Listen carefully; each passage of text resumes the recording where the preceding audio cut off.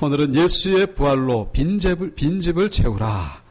따라 보실까요? 예수의 부활로 빈집을 채우라.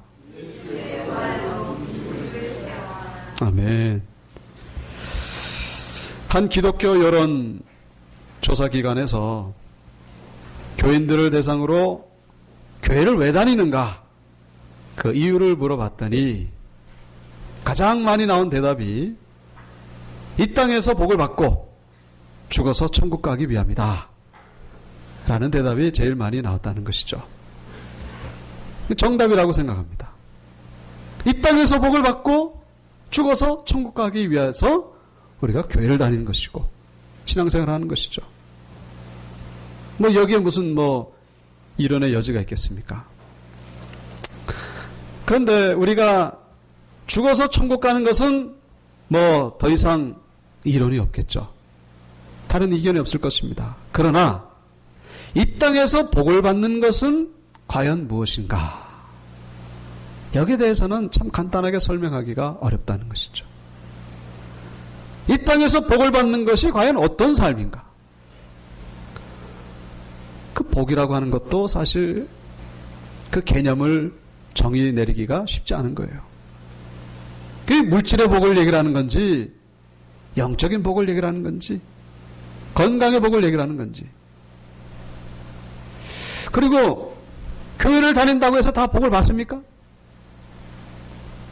교회를 안 다니고도 소위 그 복이라고 하는 것 받는 사람들이 얼마나 많습니까? 그리고 또 교회를 다님에도 불구하고 그 소위 복을 받지 못한 사람들이 더 많은 거예요. 더. 도대체 어떻게 살아가야 예수 믿고 복을 받았다라고 말을 할 수가 있을까? 오늘 그 부분에 대해서 우리가 함께 나누기를 원하는 것이죠. 오늘 본문에 보시면은 서기관과 바리새인 중 몇 명이 예수님께 나와서 표적을 좀 보여달라고 간구를 합니다. 표적은 세메이온 그렇게 얘기를 하는데 영어로 sign이라고 합니다. sign. 무슨 뜻이죠? 신호라는 뜻이잖아요. sign. 징조라는 뜻이고. 그러니까 이 바리새인과 서기관들은 당신이 정말로 메시아입니까? 거기에 대해서 좀 알 수 있도록 힌트를 달라고, 뭔가 좀 보여달라고 그렇게 부탁을 하는 것이죠. 어떻게 보면 참 기특한 질문인 것 같습니다. 정말로 예수를 잘 믿으려고 하는 그런 질문인 것 같고 그런 모습처럼 보일 수가 있죠. 그러나 예수님은 이들에게 뭐라고 대답하시냐면은 악하고 음란한 세대가 구하는 그런 표적을 구한다고. 도리어 책망을 받는 거예요. 그러면서 하시는 말씀이 내가 보여줄 표적은 요나의 표적밖에 없다. 요나의 표적처럼 내가 밤낮 사흘 동안 땅속에 있을 것이다. 그런 대답을 하시게 되는 것을 볼 수가 있습니다. 왜 주님이 이런 대답을 하셨을까? 예수 좀 잘 믿으려고 하는 것처럼 보이는데 왜 예수님이 악하고 음란한 세대가 표적을 구한다라고 말씀하셨을까요? 그 이유는 한마디로 말하면 표적 다 보여줬다는 거예요. 보여줄 표적 다 보여줬는데 뭘 또 보여달라 하느냐. 너무한다는 거죠. 오늘 본문 12장 이전에 보면은 예수님이 이 유대인들, 이스라엘 백성들에게 보여준 표적은요, 이루 말할 수가 없습니다. 수많은 병자를 고친 것부터 시작해가지고, 그 다음에 바다의 풍랑을 잔잔하게 하셨고, 오늘 이 12장에도 보면은 손 마른 자를 고쳐주시고, 그리고 귀신 들어가지고 귀 먹고 벙어리 된 그런 환자를 바로 고쳐주신 지가 불과 몇 분 전 혹은 몇 시간 전이었습니다. 그 기적과 그 표적을 봤음에도 불구하고 표적을 또 보여달라고 하니까 기가 막힌 것이죠. 아니, 그렇게 표적을 봤으면 됐지 뭘 또 보여달라는 말이냐. 그런 표적을 봤으면 내가 메시아인 걸 모르겠느냐? 그걸 봤음에도 불구하고 믿지 못한다면은 진짜 구제불능이다. 더 이상 할 말이 없다. 더 이상 보여줄 게 없다. 더 이상 보여줄 것은 이제 요나의 표적밖에 없다. 그러시면서 주님이 뭐라고 말씀하시냐면은 41절과 42절에 심판날에 니느웨 사람들과 남방 여왕이 일어나서 너희들을 정죄할 것이다. 니느웨 사람들과 남방 여왕은 이방 사람이들이다. 그럼에도 불구하고 니느웨 사람들은 요나의 전도를 듣고 회개를 하고, 그리고 남방 여왕은 그 먼 데서부터 솔로몬을 통해서 하나님의 제 말씀 들으려고, 그렇게 말씀을 들으려고 이렇게 왔는데, 너희들은 도대체 하나님의 백성이라고 하면서 이렇게 요나보다도 솔로몬보다도 더 큰 인자가 바로 여기 있음에도 불구하고 회개할 생각을 안 하고 하나님의 말씀에 대해서 관심을 가지지 않으니 너희들이야말로 그들에게 정죄를 받아서 마땅한 것이다. 당연히 그들에게 정죄를 받을 것이다. 근데 이 말씀은 그 이방인들은 구원받고 너희들은 구원받지 못한다, 이제 그런 의미도 들어가겠죠. 믿지 못하는 이 이스라엘 백성들, 그렇게 하나님의 은혜 가운데 거하시면서도 믿지 못하는 고집세고 완고한 이 백성들을 향해서 주님이 말씀하시는 것이죠. 우리의 생활로 예를 들면은 어떤 학생이 공부를 하는데 집안이 부유해가지고 이 부모가 고액가를 붙여줬어요. 수학, 영어, 국어. 그래가지고 뭐 아주 그냥 그 선생님이라면은 누구나 공부를 잘할 수 있는 그런 선생님을 고액가를 붙여줬습니다. 그런데 그럼에도 불구하고 이 성적이 나오질 않는데, 앞에서부터 세는 것보다 뒤에서부터 세는 게 더 빠른 그런 성적이 나오니까 답답한 거예요. 그런데 이 학생에게 친구가 있었는데 그 친구는 집안 형편이 안 좋아가지고 과외를 할 형편이 없대요. 그래서 혼자 공부를 하는 거예요. 집에서 EBS를 뭐 방송을 해가지고. 그런데도 불구하고 성적이 막 반에서 1등, 2등 나오고 전교에서 1등, 2등 나오고. 그러니까 이 상황을 알게 된 이 고액가에 그 붙여준 부모가 그 아들에게 그러는 거죠. 야, 너는 어떻게 그 비싼 돈을 들여가면서 그렇게 공부를 시켰는데도 네 친구 좀 봐라. 네 친구는 저렇게 혼자서 공부하는데도 어떻게 네 친구보다도 공부를 못하냐. 너 친구에게 창피한 줄 알아라. 어? 네 친구가 너에게 뭐라고 해도 너는 입이 10개라도 한 말이 없을 것이다. 아마 그렇게 우리가 비유를 들어볼 수가 있을 것입니다. 이스라엘은 뭡니까? 이 고액 가해를 받는 학생이에요. 이방인은 뭡니까? 혼자서 공부하는 친구죠. 그런데 먼 훗날에 이 영적인 점수에 있어가지고 도리어 정말로 하나님의 그 큰 은혜를 받았던 이스라엘이 저 이방인보다도 훨씬 더 떨어지게 되는 그날이 오게 된다는 것을 주님이 말씀하고 계시는 것이죠. 여러분, 오늘 우리는 이 시간 어쩌면 본문에 나오는 이 표적을 구하는 이 분들의 모습이 바로 우리의 모습은 아닐까 생각해 보아야 된다는 것이죠. 하나님은 이미 우리에게 다 보여주셨습니다. 하나님 앞에 감사드릴 수밖에 없는, 하나님 앞에 찬양드릴 수밖에 없는, 만족할 수밖에 없는 그런 은혜를 베푸셨음에도 불구하고 우리는 여전히 불평하고 원망하고 있다는 거예요. 또 다른 표적을 보여달라는 거죠. 표적을 보여달라고.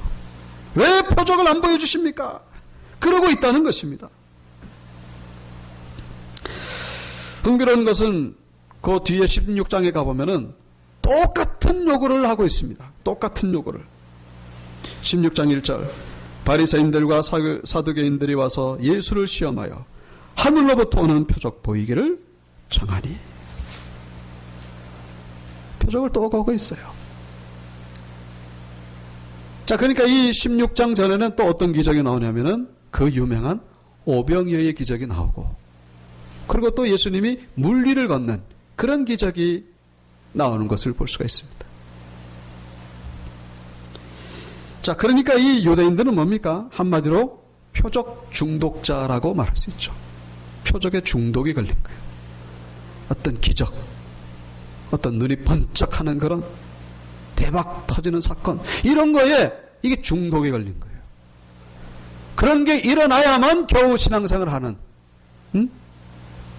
그게 없으면은 불안해지는 거예요. 표적이 없으면 불안해지는 것입니다. 그러고 나면은 또 원상태로 돌아가는 거죠. 표적이 일어나면 그때 잠깐 또 신앙생활을 하는 것 같으니 그게 없어지면 또 옛날로 돌아가는 거예요. 또 옛날로. 이 중독자들 중독 걸린 거예요. 중독 증세.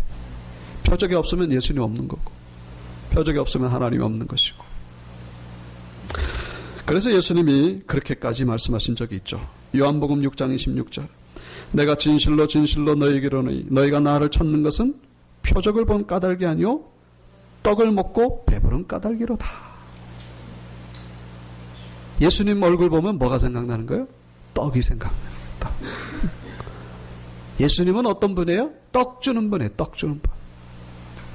그러니까 떡 주는 그 기능을 상실하면 더 이상 예수님이 아닌 거예요.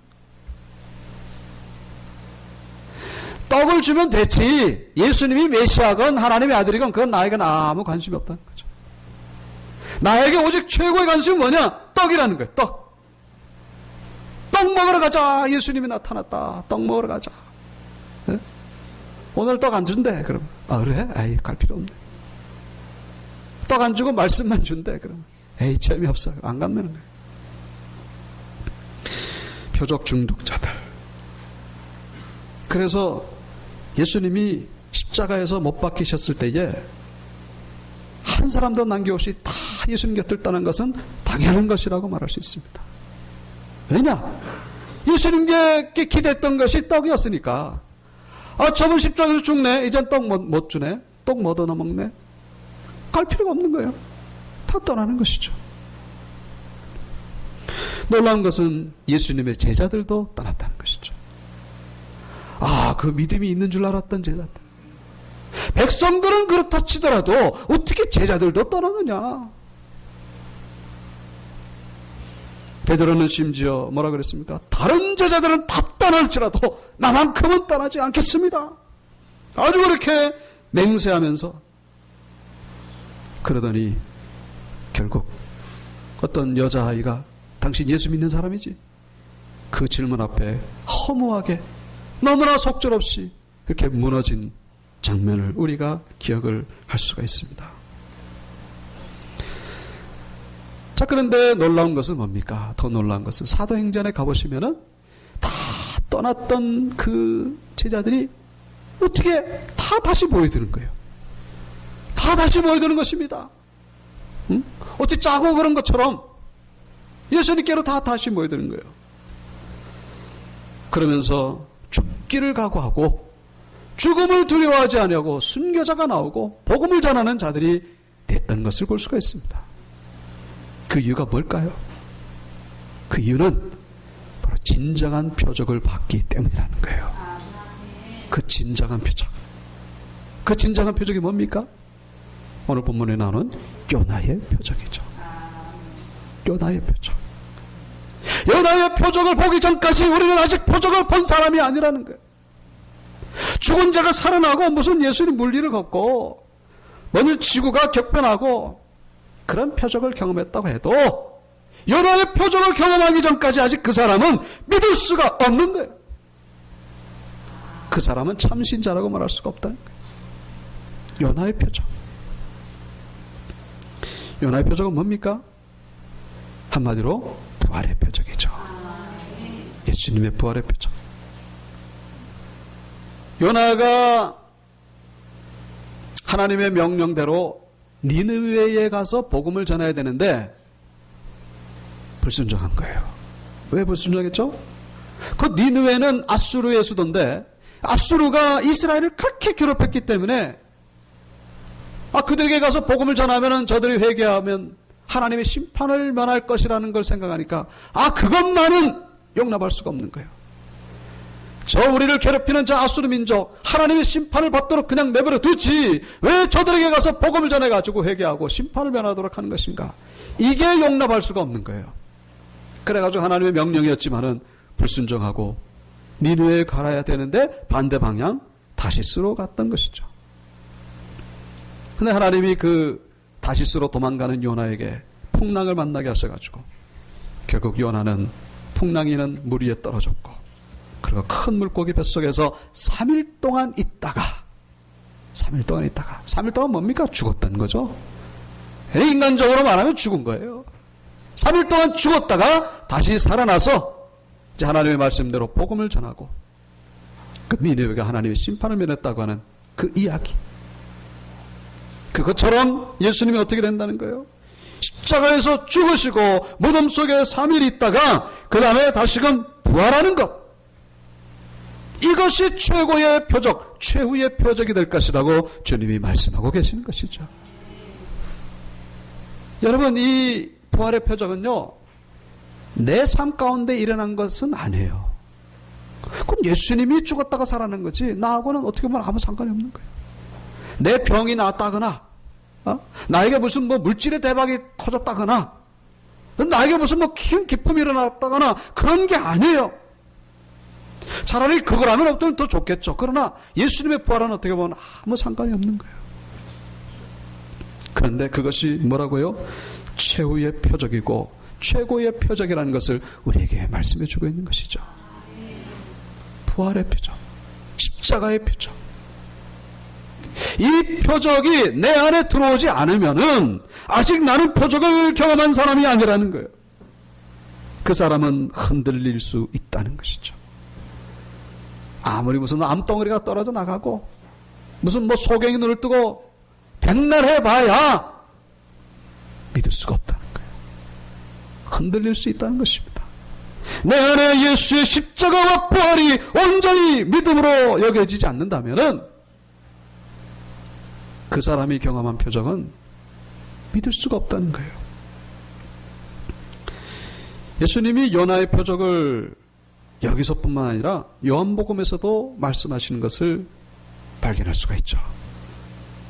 예수님이 요한복음 2장에 그 하나님의 성전을 채찍을 가지고 가서 그냥 장사꾼들, 성전을 더럽히는 자들 다 내쫓으니까 이 종교 지도자들이 와가지고 함부로 어떻게는 못하고 두려움 가운데에 당신 누구냐? 정체를 밝히라. 응? 당신 누구의 권세로, 무슨 권세로 이런 일을 하느냐? 표적을 보여줘라. 표적을 보여줘라. 그랬더니 예수님이 뭐라고 말씀하십니까? 이 성전을 헐어라. 그랬죠. 이 성전을 헐어라. 내가 3일 만에 다시 일으켜 세울 것이다. 응? 그러니까 이 종교 지도자들이 이해를 못하는 거예요. 아니 이거 성전에 46년 동안 지금 짓고도 아직 다 못 졌는데 헐어버리고 어떻게 3일 만에 다시 세울 수 있단 말인가? 그런데 예수님은 뭘 말씀하시는 거예요?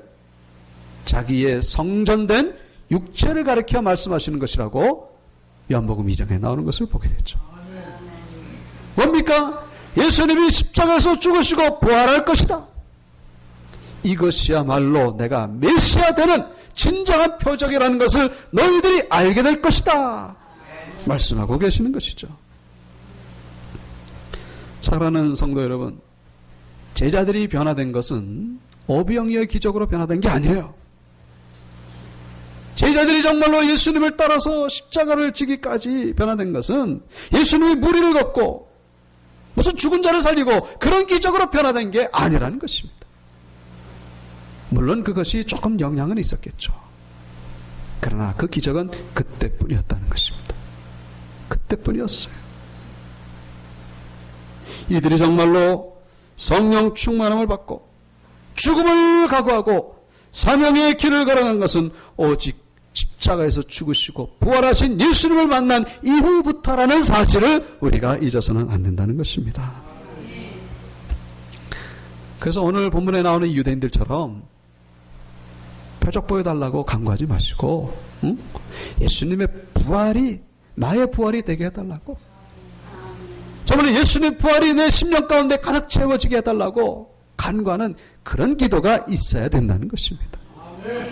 부활하신 예수님 만나게 하여 주시옵소서. 오늘도 만나게 하여 주옵소서. 죽었다가 살아나신 주님, 그 주님이 나에게 진정 메시아가 되십니다. 예수님을 만나지 못하면은 큰 기적은 다 필요 없는 거예요. 그 기적이 도리어 독이 될 수가 있습니다. 우리는 뭘 보여달라는 기도가 되면 안 됩니다. 이미 기적은 다 일어날 만큼 일어났다는 거예요. 부활의 주님으로 다시금 세워지는 역사가 있어야 된다는 것입니다. 오늘 43절부터 또 중요한 말씀이 나오죠. 더러운 귀신이 사람에게서 나갔을 때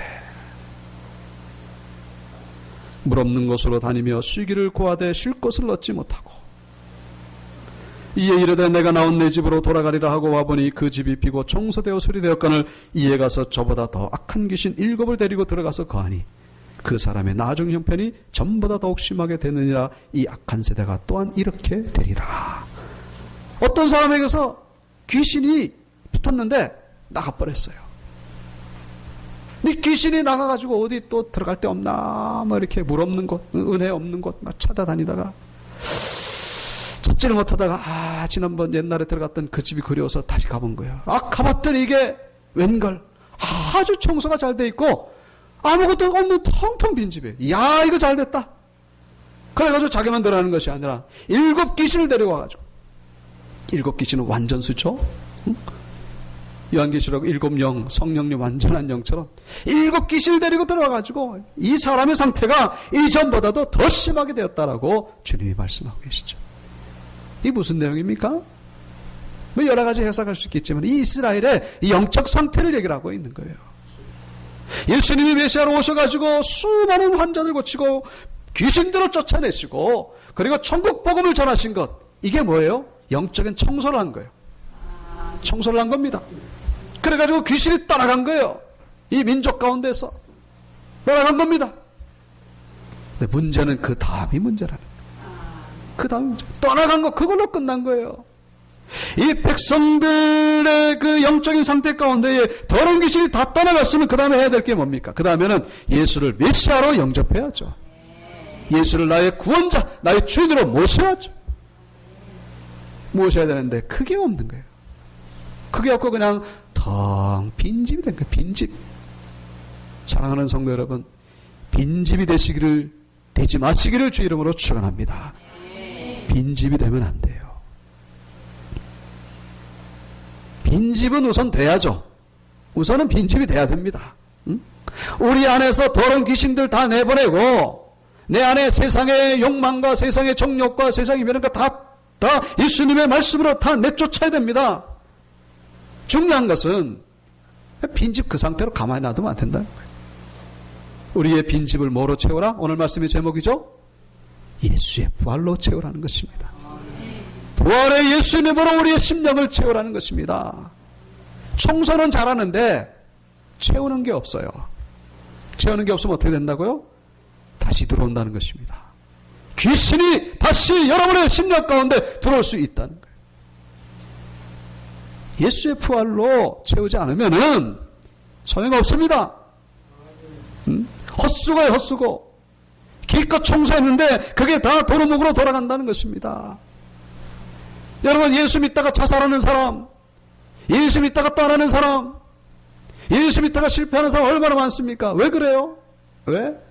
청소는 했는데 그 안에 부활하신 예수님이 안 계셨어. 예수의 부활로 채우지 않으면 다 소용이 없는 거예요. 빈집이 되면 안 된다는 것입니다. 부활하신 예수님이 뭡니까? 우리 안에 거룩함으로 채우시기를 축원합니다. 거룩함으로 채우셔야 돼요. 여러분, 예배 나와가지고 은혜 받고 예수 믿고 구원 받았으면 그 다음에 우리의 삶이 변화되도록 우리가 힘쓰지 않으면은, 내 삶이 변화되지 않으면 귀신은 또 들어옵니다. 아멘. 그래가지고 내가 언제 예수 믿었냐는 듯이 또 다른 데로 가가지고 내가 왜 은혜를 못 받습니까? 내 학이 나름이에요. 하나님 우리에게 이미 표적 보여주시고 은혜를 보여주시는데 나는 그냥 가만히 있는 거예요. 영적인 게으름. 거북이 같은 신자. 거북이는 뭡니까? 뭐 몇 년을 아무것도 안 먹어도 산다 그러잖아요. 거북이 신자. 내 안에 기도로 채우지 아니하고 말씀으로 채우지 아니하고 봉사로 채우지 아니하고 그냥 뭐 가만히 있는 거예요. 그 빈집입니다. 빈집. 귀신이 들어오기 딱 좋은 집이죠. 귀신에게 좋은 일 하지 마시기 바랍니다. 여러분, 교회 다닌다고 귀신이 안 들어올 것 같아요? 천만의 말씀. 내 안에 성령으로 채우지 않으면 우리는 다시금 귀신의 포로가 될 수 있다는 사실입니다. 이스라엘이 그렇게 됐다는 거예요. 지금 그렇게 되었고 그렇게 된다는 것을 주님이 말씀하고 계시는 것입니다. 사랑하는 성도 여러분, 우리는 지금 빈집을 얼마나 예수의 부활로 채우고 있습니까? 채우는 여러분들 되시기를 축원합니다. 말씀으로 채우시고 기도로 채우시고 봉사로 채우시고 그리고 거룩함으로 채우는 자들이 되어야 될 줄로 믿습니다.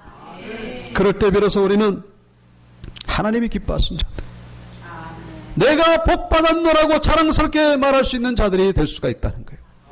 예? 내 예수를 믿는데 왜 복을 못 받았나? 그런 말 하지 않는다는 거예요.